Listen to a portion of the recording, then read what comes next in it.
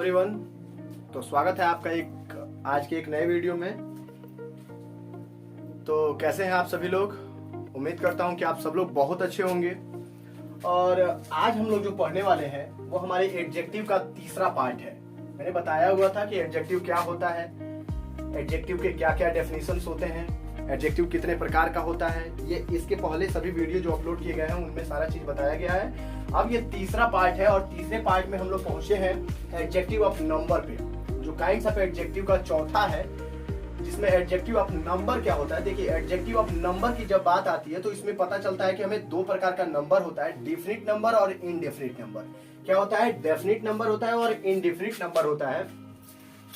अब indefinite number के तो कोई पार्ट्स नहीं होते हैं, लेकिन डेफिनिट नंबर ऑलरेडी तीन पार्ट में डिवाइड होता है। कितने पार्ट में? तीन पार्ट में। ध्यान से देखिएगा, ये बहुत लोगों को कंफ्यूजन है इसमें।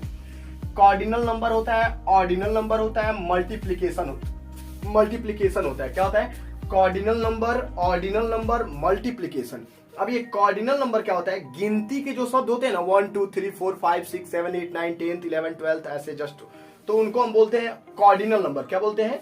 Cardinal number. ऑर्डिनल नंबर क्या होता है? जैसे जो पोजीशन बताते हैं ना, जो ऑर्डर होता है, जो फर्स्ट हो गया, सेकंड हो गया, थर्ड हो गया, फोर्थ हो गया, फिफ्थ हो गया, सिक्स हो गया, नाइन्थ हो गया, ये सब जो होते हैं वो क्या होता है? फर्स्ट हो गया, लास्ट हो गया, ये सब क्या होते हैं? आपके ऑर्डिनल नंबर होते हैं। क्या होते हैं? ऑर्डिनल नंबर होते हैं। वहीं मल्टीप्लीकेशन की बात की जाती है तो सिंगल, डबल, ट्रिपल ये जो होते हैं ये क्या होते हैं? मल्टीप्लीकेशन होते हैं। क्या होते हैं? मल्टीप्लीकेशन। अब इस एडजेक्टिव ऑफ नंबर में कुछ ज्यादा नहीं है, बस एक ही रूल है, और वो क्या है कि यदि एक वाक्य में ही कार्डिनल और ऑर्डिनल, अर्थात ये नंबर भी और ये नंबर भी एक ही वाक्य में आ जाता है। क्या आ जाता है?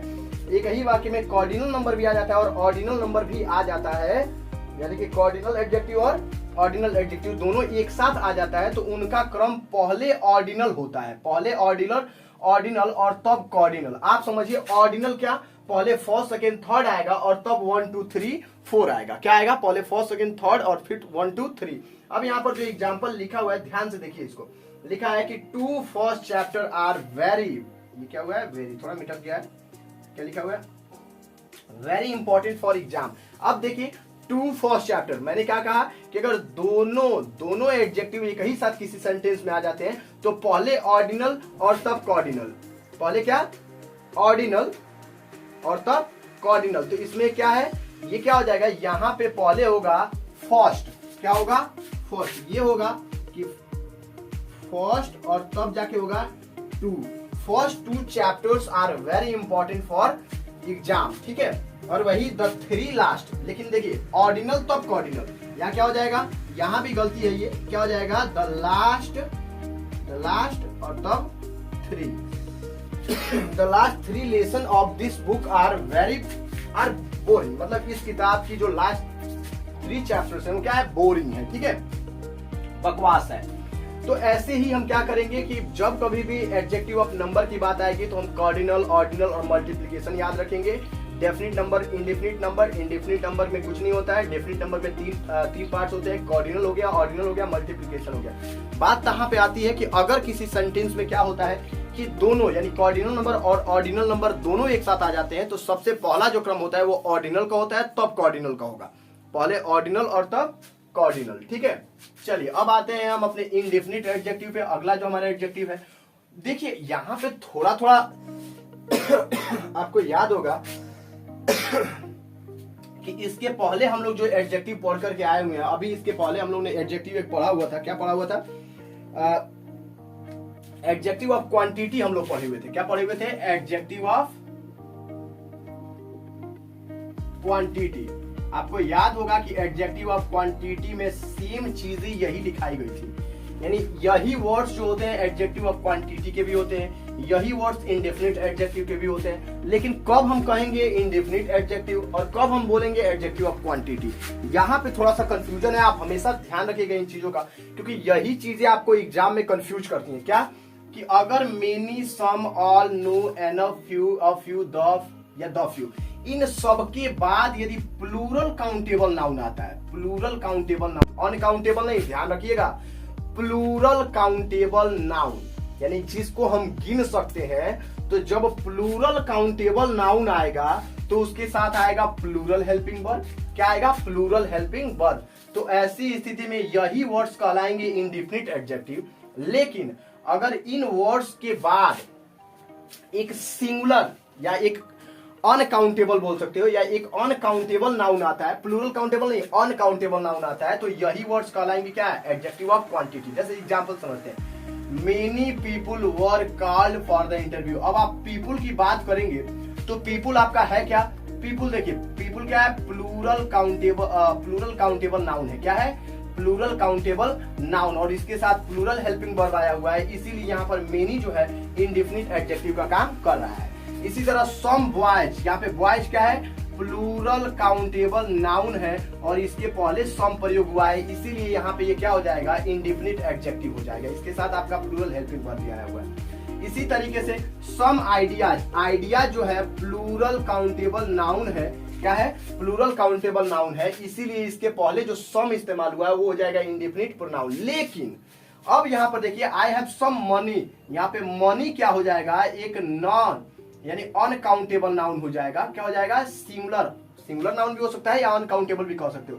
तो अब यहाँ पर ये आई जो हो जाएगा, यहाँ पे सम काम करेगा एडजेक्टिव ऑफ क्वांटिटी का। किसका? Adjective of quantity. वैसे ही we have some rice, rice क्या हो जाएगा? अनकाउंटेबल नाउन हो जाएगा, और अनकाउंटेबल नाउन के साथ ये प्रयोग हुआ है तो ये क्या हो जाएगा? एडजेक्टिव ऑफ क्वांटिटी हो जाएगा। क्या हो जाएगा? एडजेक्टिव ऑफ क्वांटिटी हो जाएगा।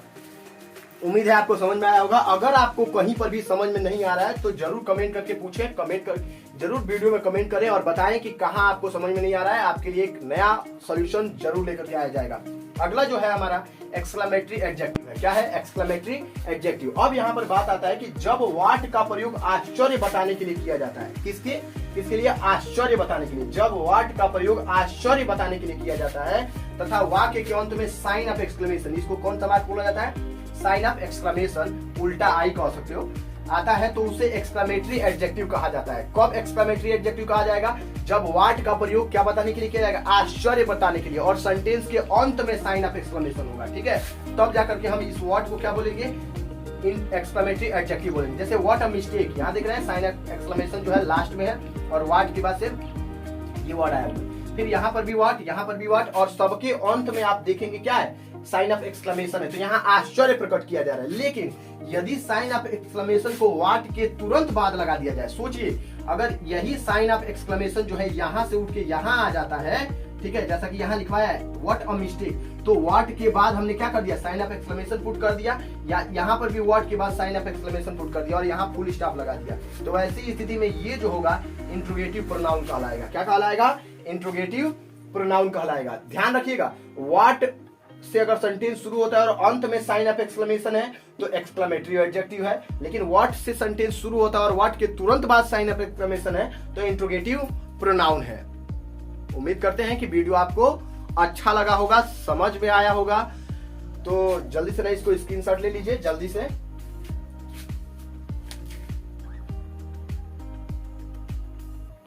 चलिए तो आगे बढ़ते हैं।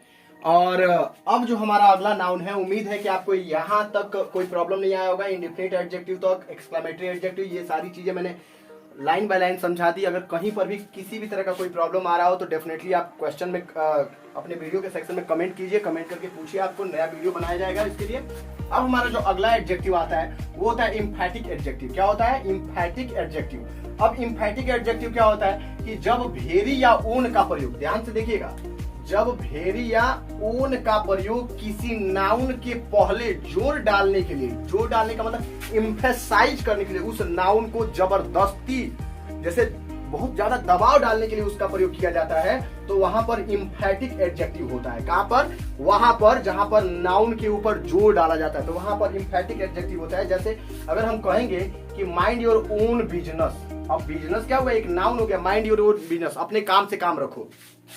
ठीक है, तो माइंड योर ओन बिजनेस में ये जो ओन है यही क्या है? इम्फैटिक एडजेक्टिव है। क्या है? इम्फैटिक एडजेक्टिव, क्योंकि ये एक नाउन के पहले आया हुआ है और नाउन के ऊपर, बिजनेस के ऊपर, ओन बिजनेस, अपने काम से काम रखो। ठीक है, तो इसके ऊपर जोर डाल रहा है तो ये हो जाएगा क्या? Emphatic adjective. वैसे ही this is the very pen, सोचिए पेन नहीं वेरी पेन, या मैंने इतना आवश्यक है, यानी कि इस पेन की कीमत क्या है?